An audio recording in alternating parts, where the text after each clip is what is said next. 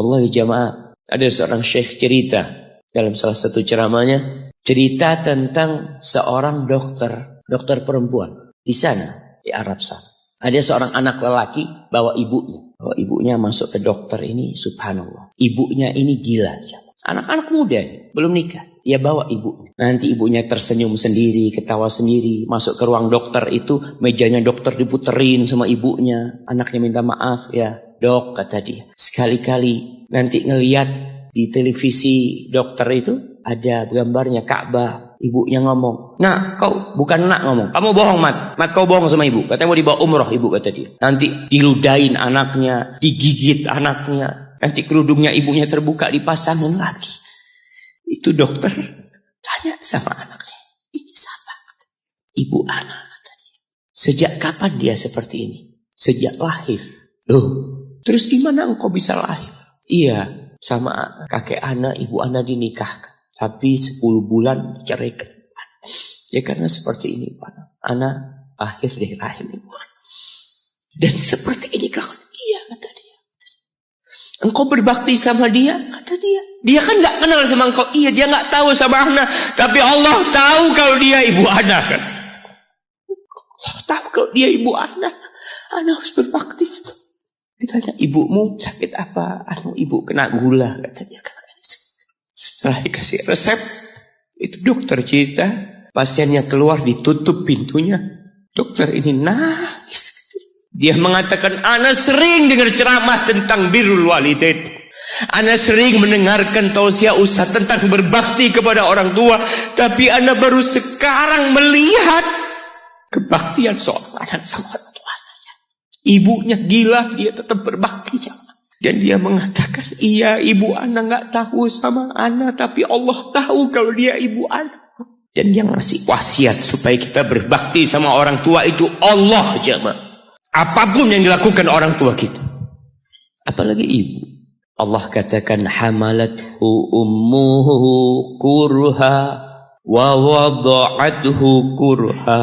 Ibu kita, hamil kita itu dalam kondisi yang sulit. Ada ibu yang harus bed rest demi anaknya lahir. Demi kita lahir, ibu kita itu bed rest. Capek dikit keluar darah. Ada yang harus hamil kita dalam kondisi dia ditinggal sama suaminya. Dia harus cari nafkah sendiri. Ada yang harus muntah-muntah demi kita. Lalu kita berdiri buat ibu kita, capek.